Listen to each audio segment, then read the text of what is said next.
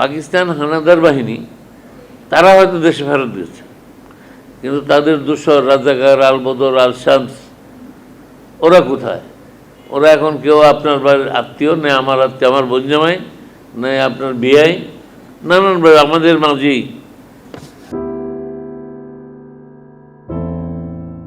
মুক্তিযোদ্ধাদের দায়িত্ব তারা সেদিন শেষ করেছে। বঙ্গবন্ধু বলেছিলেন,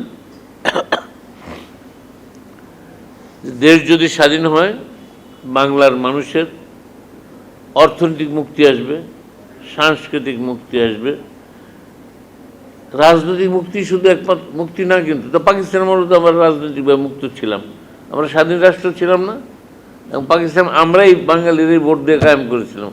ওরা কিন্তু পাকিস্তানের পক্ষে ভোট দেয়নি, ওরা অবিভক্ত ভারত চেয়েছিল। 47 সালের নির্বাচনকে যদি আপনারা জনগণের ম্যান্ডেট বলেন, তাহলে পশ্চিম পাকিস্তানিরা ওরা ভোট দিয়েছিল অবিভক্ত ভারতের পক্ষে, কংগ্রেসের পক্ষে। আমরা ভোট দিয়েছিলাম মুসলিম লীগের পক্ষে, আমাদের পূর্বপুরুষরা, তাদের ভোটে পাকিস্তান হয়েছে। তো পাকিস্তানও তো একটা স্বাধীন রাষ্ট্র ছিল, তা আমরা আবার স্বাধীনতা চাইলাম কেন? রাজনৈতিক স্বাধীনতাই মানুষের একমাত্র কাঙ্ক্ষা, না চাওয়া না। তার যদি অর্থনৈতিক স্বাধীনতা না থাকে, মত প্রকাশের স্বাধীনতা না থাকে, যেটা দুঃখ করে একটু আগে বললেন যে মানে বিএপিরা যায় রাস্তাঘাট সম্বন্ধ, এখন এটা দুর্ভাগ্য, বিশেষ করে আমাদের ঢাকা শহরে রাস্তাঘাটের যা পরিমাণ প্রয়োজন তার 10 ভাগের 1 ভাগ আমাদের আছে। এই 10 ভাগের 1 ভাগের 10 ভাগ রাস্তা দিয়ে আমরা 100 ভাগকে চালাতে হচ্ছে।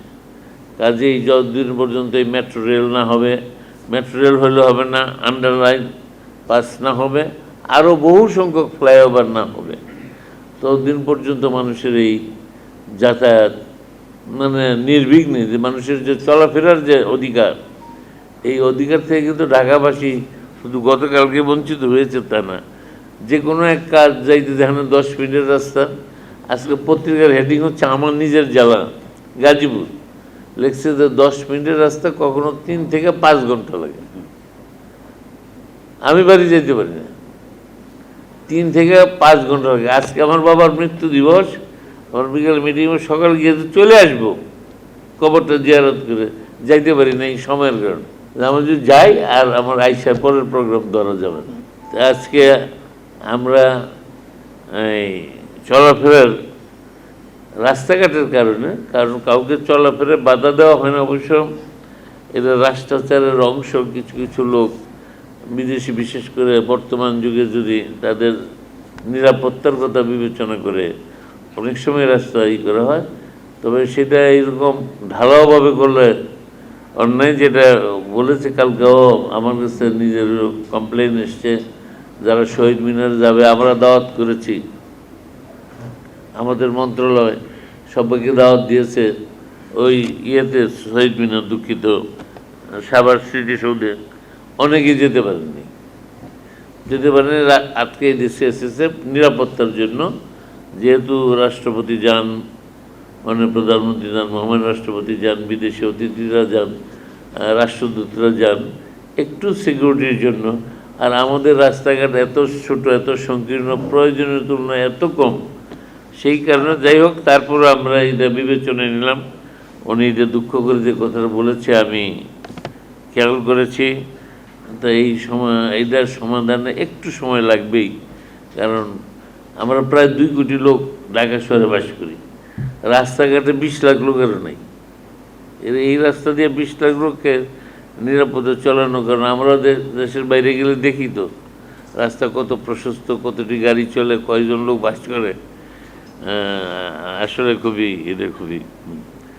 আর এই যে ধর্ম নিয়ে রাজনীতি এখনও সেই একই দৃষ্টিতে চলছে। গত 26শে মার্চ যেমন মোদি সাহেব আসলেন, এর আগেও 2 বার আসছে মোদি, ভারতের প্রধানমন্ত্রী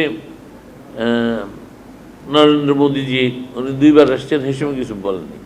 এবার স্বাধীনতা দিবসে আসে, আমাদের 50 বছর পূর্তি স্বাধীনতা, তখন বলে যে সে মানুষ হত্যা করে, তখন তার আন্দোলন করার বিধান আছে, করতে পারে, কিন্তু ধর্মের নাম নিয়ে যেভাবে তারা হামলা করেছে, আপনারা দেখেছেন যে হেফাজতে ইসলামের নামে ইসলামের হেফাজত করতে গিয়ে কি কি করেছে সেগুলো জানেন। এই ধর্মের নামে রাজনীতি এইটা এখনও, কারণ আমরা যারা জয়ী হয়েছি আমরা কিন্তু জয়ের আনন্দটা ভুলে গেছি, কিন্তু পরাজয়ের গ্লানি তারা ভুলে নেই। আর তারা তো আমাদের মধ্যে আছে। পাকিস্তান হানাদার বাহিনী তারা হয়তো দেশে ফেরত দিয়েছে, কিন্তু তাদের দোসর রাজাকার আলবদর আল শামস ওরা কোথায়? ওরা এখন কেউ আপনার বাড়ির আত্মীয় নেই, আমার আত্মীয়, আমার বোনজামাই নেই, আপনার বিয়াই অমুকের মানে এই আত্মীয়, নানানভাবে আমাদের মাঝেই মিলেমিশে গেছে। শুধু মিলেমিশে গেছে না, এখন দ্বন্দ্বমুণ্ডের কর্তাও তারা। ব্যবসা বাণিজ্য যান, সাংস্কৃতিক যে কোনো কাজে যান, দেখবেন যে তারাই প্রাধান্য বিস্তার করে আছে। আমরা আমাদের একটা ভুল আমরা এখনো সংশোধন করতে পারি নাই, যে পাক বাহিনী তারা চলে গেছে, যারা বিদেশি ছিল, বাইরের থেকে আসছিল, পশ্চিমা যারা ছিল ওরা গেছে। কিন্তু আমাদের পাড়া প্রতিবেশী, আত্মীয় স্বজন, গ্রামবাসী, এর মধ্যে যারা পাকিস্তানি মনে ছিল, কারণ তখনও প্রায় 30% লোক কিন্তু স্বাধীনতার বিপক্ষে ভোটও দিয়েছে। 70-এর নির্বাচনকে আপনি ধরেন, সেখানেও তো ভোট দিয়েছে। সেই লোকগুলি কোথায়?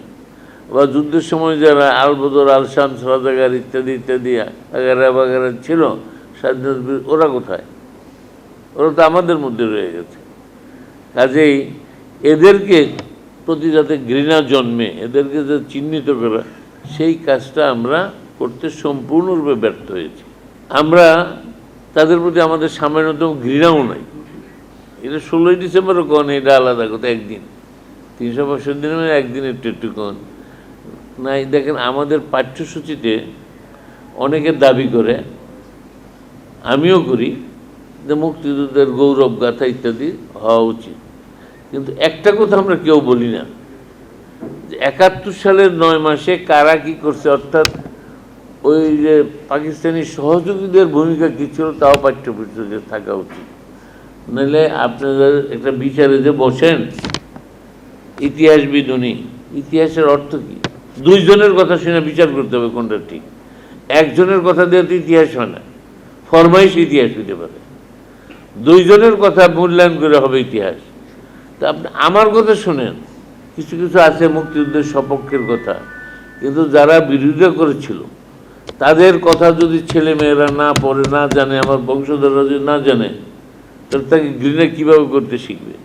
বা কীভাবে সে বুঝবে যে এই পক্ষে যারা ছিল, মুক্তিযুদ্ধের পক্ষে, তারা ভালো কাজ করছে, আর যারা বিরোধিতা করছে তারা ভালো কাজটা করে নাই? এটা কেমনি আমি আর আপনার শুনেছে বলবে? তার কাছে কোনো তথ্যপত্র নেই।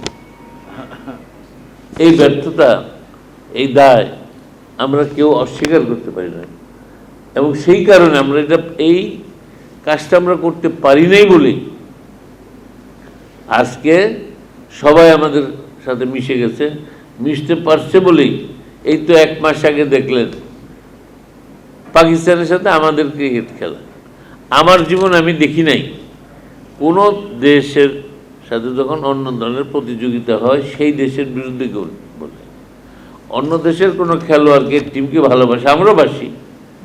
আমাদের যদি বাংলাদেশ টিমের সাথে খেলা না হয়ে যদি অন্য 2টা দলের খেলা হয়, আমরা কাউকে না কাউ পছন্দ করি, কোনো না কোনো প্লেয়ারের প্রতি আমাদেরও সমর্থন দেয়। সে ভালো প্লেয়ার, তার খুবই আমরা সম্মান করি, মনে রাখি, আইকন হিসেবে মনে করি।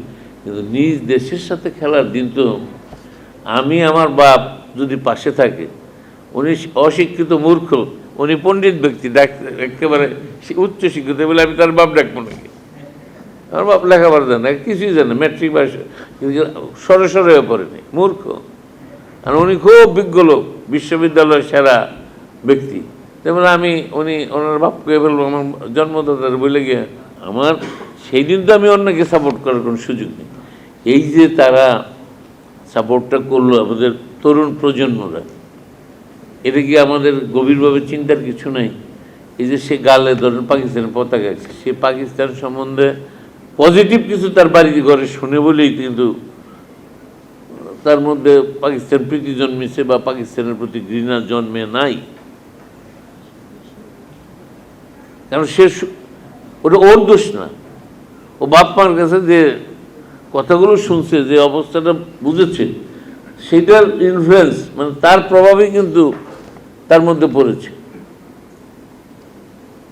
তাহলে আমরা এই দিকেও আমাদের এখন নজর দিতে হবে যে ভবিষ্যৎ প্রজন্ম খালি আমি কইলাম কোনো পানি পড়াও নাই, তাবিজও নেই, পানি পড়া খাওয়াই দিলে বা তাবিজ বাঁধতে দিলাম সব স্বাধীনতার পক্ষে হয়ে যাবে তা না। এটা চেতনায় পক্ষে আনাতে হলে তাকে সেভাবে গড়ে তুলতে হবে।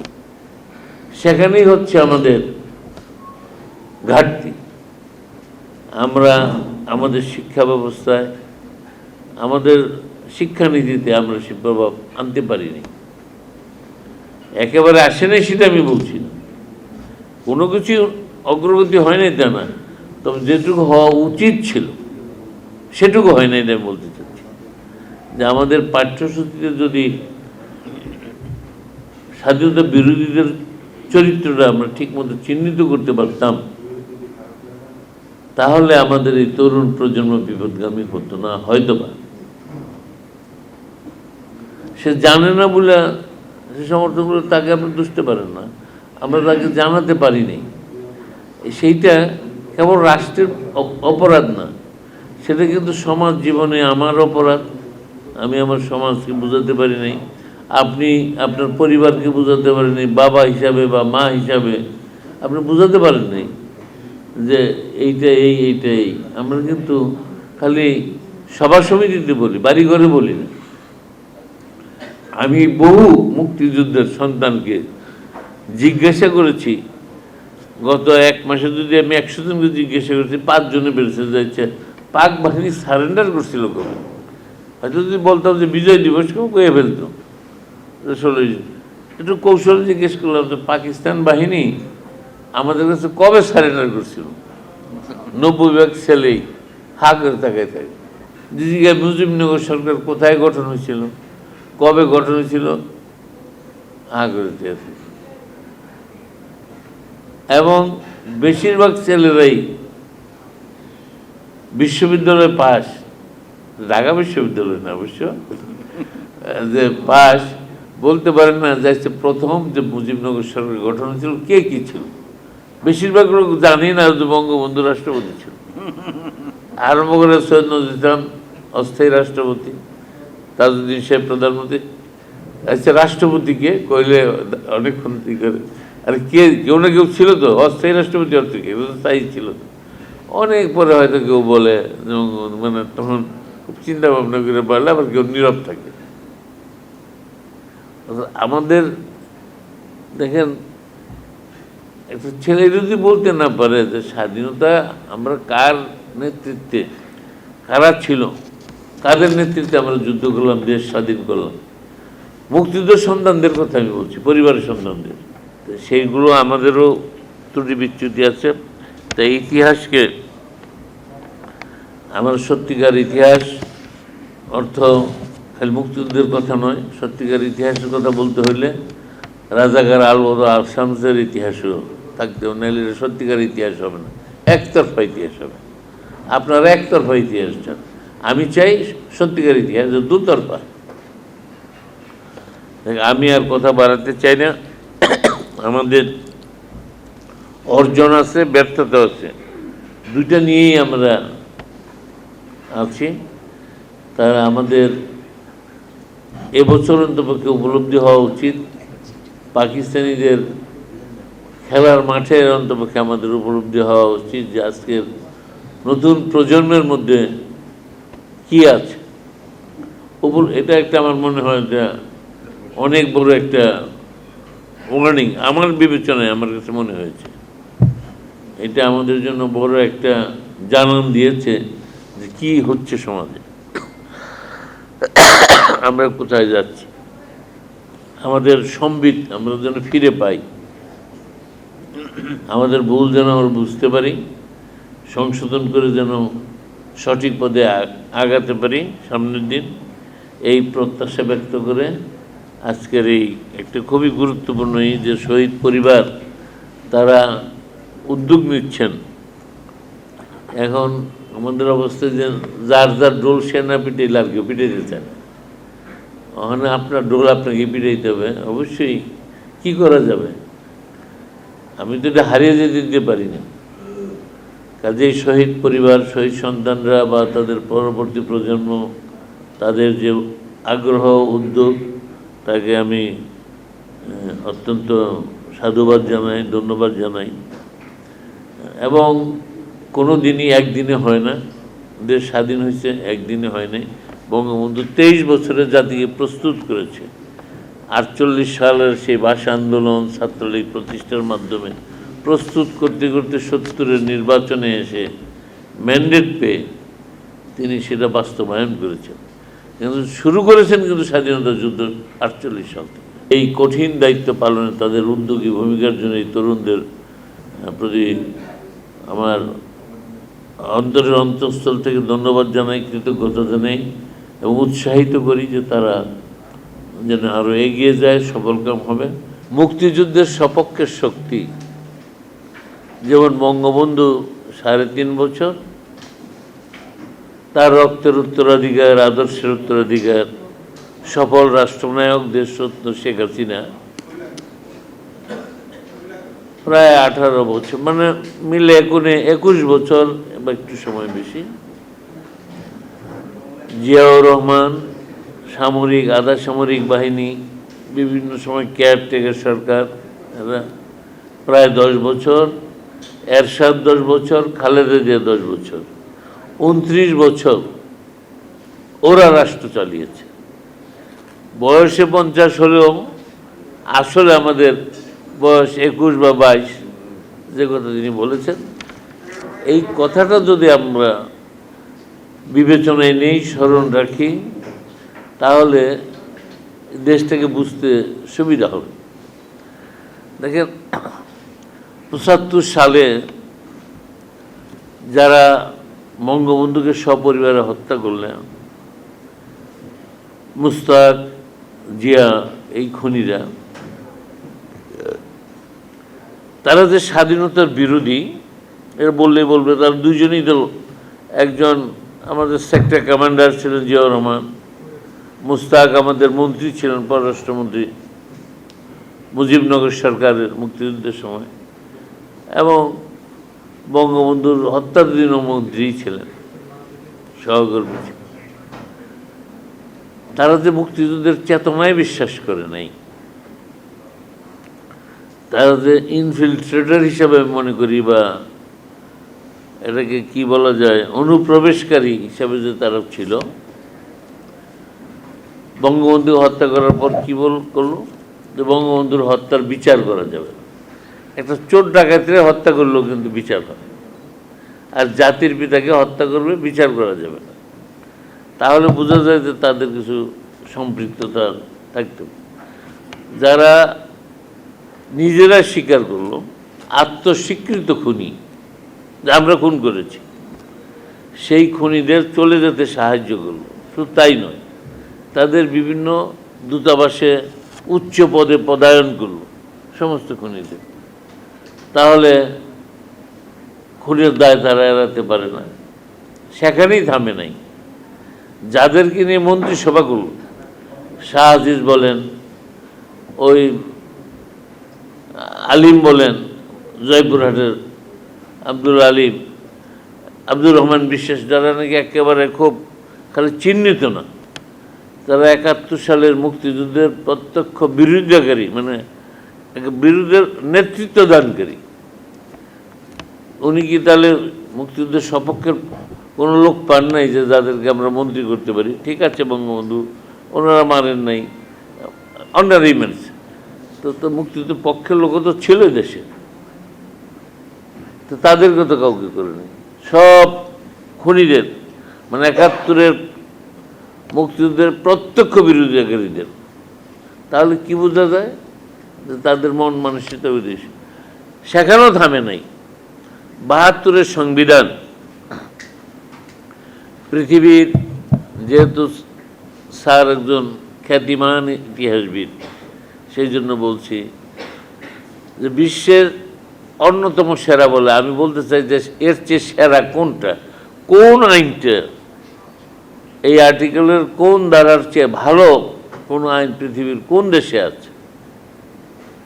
আমাদের 72 আজকের সংবিধানের কথা আমি বলছি না, 72 অবিকৃত সংবিধান যেটা, এ কোনো আইনই এর চেয়ে উত্তম কোনো আইন পৃথিবীতে নজির আছে বলে আমার জানা নেই। আমার অবশ্য এত পাণ্ডিত্যও নেই, লেখাপড়াও নেই, তো সামান্য যা কিছু আছে সেখানে আমি পাই নাই যে এর চেয়ে ভালো আইন আছে। সেই 72-এর সংবিধান বাতিল করুন, আর ঠিক আছে, থামেন সেখানে। তারপর যেটা সবচেয়ে বেশি, যে সাম্প্রদায়িক রাজনীতি আবার শুরু। এই সাম্প্রদায়িক রাজনীতিটা কি? আমরা পাকিস্তানের 23 বছরে একই কথা শুনেছি। রাষ্ট্রভাষা বাংলার কথা যখন বলছে যে বাংলা হলে দেশ হিন্দুদের ভাষা, ইসলাম ধর্ম থাকবে না, কারণ বেহেস্তের ভাষা আরবি উর্দু এগুলো ছাড়া আমরা বাম দিক দিয়ে লিখবো, ডান দিকের লেখা রেখা, এটা হয় না। ফতোয়া দিল যে বাংলা রাষ্ট্রভাষা হলে ইসলাম ধর্ম থাকবে না, পাকিস্তান থাকবে না, কাশ্মীর পাবো না, ভারত এসে যাবে। এবং বাংলা ভাষা আন্দোলন করেছে সব ভারত থেকে এসে ধুতি ছেড়ে দিয়ে লোক পায়জামা পরে আন্দোলন করেছে, শুনেছে কি বলেছে 54 সালে, যে যুক্তফ্রন্টকে ভোট দিলে বউ তালাক হয়ে যাবে। 70-এ বলেছে যে 71-এ এসেছে কম সময়, 71-এ বলেছে আমাদের মা বোনেরা গনিমতের মাল, যুদ্ধের সময় গনিমতের মাল, এদের উপর যে পাশবিক অত্যাচার করছে সেটা বৈধ, জায়েজ, লিখিত ফতোয়া দিয়েছে। এরা এই নর পশুরা ধর্মের নামে চিরদিন এই মিথ্যাচার করেছে। ব্রিটিশ আমলও করেছে, ব্রিটিশ আমলও করেছে, বলছে যে ইংরেজি শিখলে ইসলাম ধর্ম চলে যাবে। স্যার সৈয়দ আহমদ, ওনার প্রচেষ্টায় এই ভুল ভাঙানোর জন্য চেষ্টা হয়েছিল।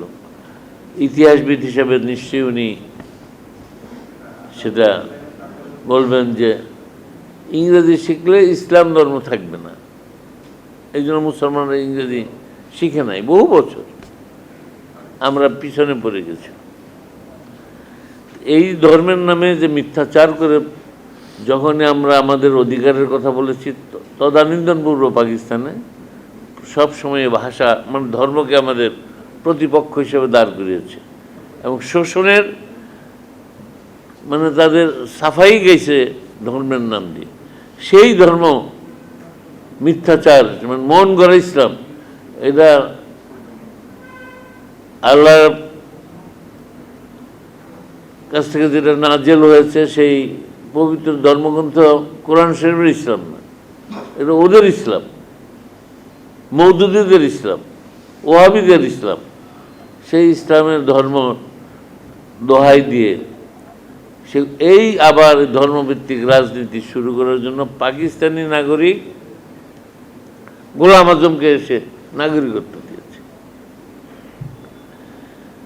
তো তাতে কি বোঝা যায়? সব কর্মকাণ্ডেই বোঝা যায় যে তারা কখনোই মনে প্রাণে মুক্তিযুদ্ধকে ধারণ করে নাই, মুক্তিযুদ্ধের চেতনায় বিশ্বাস করে নাই।